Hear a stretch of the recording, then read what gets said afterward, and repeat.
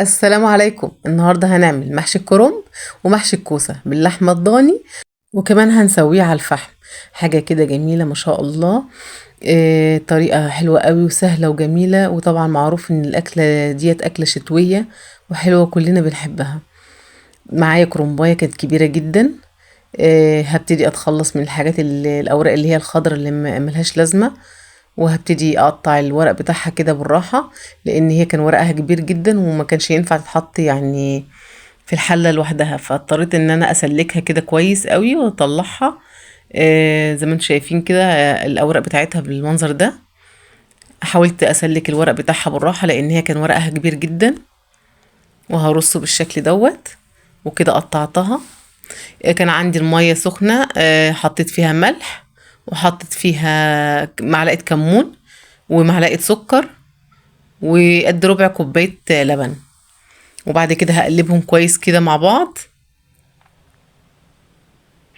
وهبتدي احط الكرنبايه. مش هحطها كتير، يعني هحطها دقيقة كده ودقيقة كده، وبعد كده يعني وانا بضغط عليها بالراحة عشان ما تتكسرش معايا. الورق بتاعها لسه ناشف ما يتكسرش معايا، فابتدي اضغط عليه بالراحة كده لحد ما يبتدي الورق بتاعها يطرى معايا، وابتدي اقلبها الجنب التاني.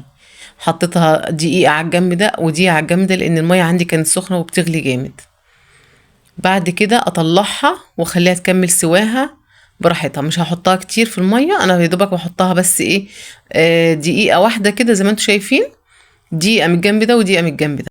ولو حسيتي ان الورق زاد منك في السوا وانتي بتسلقيه، فتحطي عليه ميه ساقعه على طول عشان توقفي عمليه السوا بتاعته، عشان ما يتهريش منك وتعرفي تلفيه بعد كده. جبت الورق بالمنظر ده زي ما انتم شايفين كده. هبتدي اقطعه بالحجم اللي انا عايزاه. انتي تقدري تقطعي الحجم اللي انتي عايزاه، يعني كبير صغير براحتك. هبتدي ارصه كده، والرص دوت بيسهل عليكي حاجات كتير قوي. بيسهل عليكي لما تيجي تلفي المحشي بيبقى سهل جدا زي ما انتم شايفين كده.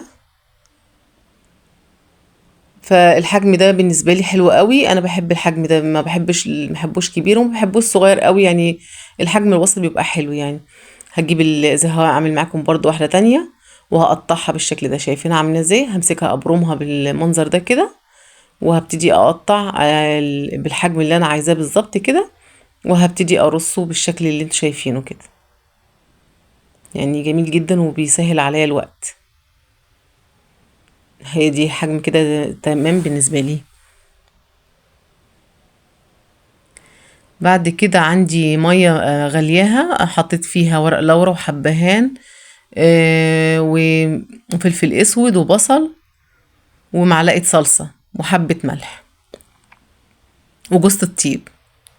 بعد كده عندي لحمة ضاني، هبتدي انا اسقطها في المية اللي بتغلي بالشكل ده اللي انتوا شايفينه، واسيبها تستوي بقى مع نفسها. كده انا رصيت الورق كله زي ما انتوا شايفين كده، وده اللي هي العروق اللي كانت زايدة. كان عندي كيلو كوسة، هو كان كيلو الا ربع، فانا امسكته كده قطعته، والكبير بقسمها نصين والصغيره بسيبها يعني ما بقسمهاش زي ما انتوا شايفين كده. وهبتدي بقى اقور الكوسه. هخلي فيها لحم من جوه، مش هقورها خالص وخليها ايه خفيفه. وهبتدي اقشرها بالشكل ده كده بالمقوار زي ما انتوا شايفينها، تتعمل خطوط كده شكلها حلو قوي، بتدي شكل حلو قوي. هقور معاكم واحده برضو تاني كده. وانا مش بقور الكوسه جامد، بخلي فيها لحمه عشان تبقى حلوه في الاكل. وهعملها اقشرها بالشكل ده بالمقوار زي ما انتم شايفينه كده، واغسلها كويس قوي واسيبها قليلة في المية فترة طويلة عشان بيبقى فيها رملة. جبت الزيت على زبدة، وبعد كده حطيت قد بصلتين كبار، وهفضل اقلب فيهم كده هوت. واول ما البصل ابتدى يدبل معايا شويه كده، هنزل بمعلقه كبيره هريسه شطه. هريسه الشطه دي انا عملتها معاكم، حلوه جدا، بتبقى حلوه قوي في المحشي. وبعد كده حطيت معلقه صلصه كبيره، وهبتدي بقى انزل بعصير الطماطم اللي انا كنت عصراه، يعني طماطم معصوره. حطيت معلقه ملح ومعلقه فلفل اسود ونص معلقه صغيره جوز الطيب، وهقعد اقلب كده فيهم. بعد كده هبتدي الخضرة هقطعها. الخضرة عندي 3 انواع، اللي هو شبت وكزبرة وبقدونس، رابطة من كل نوع. وهبتدي اقطعها بالشكل اللي انتوا شايفينه ده كده قطع صغيرة. بعد كده كنت غاسلة الرز، كان حوالي كيلو رز معايا، وهقعد اقلب فيه كده هو في الصلصة لحد ما يتقلب في بعضه كده، وهنزل بالخضر عليه بالشكل اللي انتوا شايفينه كده، واقلب الخلطة كلها كويس قوي في بعض كده. انا قلبت الخلطة كده، وهبتدي احشي الكوسة، ومش هحشي الكوسة قوي، مش هملى الكوسة على الاخر، يعني اخليها كده ايه، فيها يعني حبة مهوية كده، عشان الرز بيزيد واحنا عارفين ان الرز بيزيد. عملت الكوسة كلها، وبعد كده طلعت اللحمة، كانت استوت عندي تماما، اللحمة كانت مستوية خالص. حطيت اللحمة، رصيتها كده في الحلة، وطبعا كنت حاطة من العروق بتاعت المحشي في القعر من تحت كده. وبعد كده هبتدي ألف في المحشي معاكم كده، على اللحمة زي ما انتم شايفين كده. هعمل معاكم صباع تاني، وبعد كده هلف الكمية كلها لوحدي، بس كده. بعد ما اعمل الكمية كلها هرجع لكم. بعد ما عملت الكمية كده كلها وحطيت المحشي كده، زقيته بالشوربة. بعد كده هسوي المحشي على الفحم. كان جوزي مولع الفحم، فحطيت المحشي على الفحم على طول كده. وكان معايا الورق اللي زاد من الكرنب، هحطه في الكياس كده زي ما انتم شايفين كده. هعبيه في الكياس وهستخدمه بعد كده، هخزنه في الفريزر واستخدمه بعد كده مرة تاني.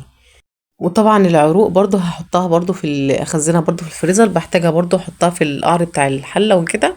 وخدت منها كمية برضو من العروق، حطيتها في المخلل اللي كنت عاملاه قبل كده معاكم، اللي هو بتاع اللفت.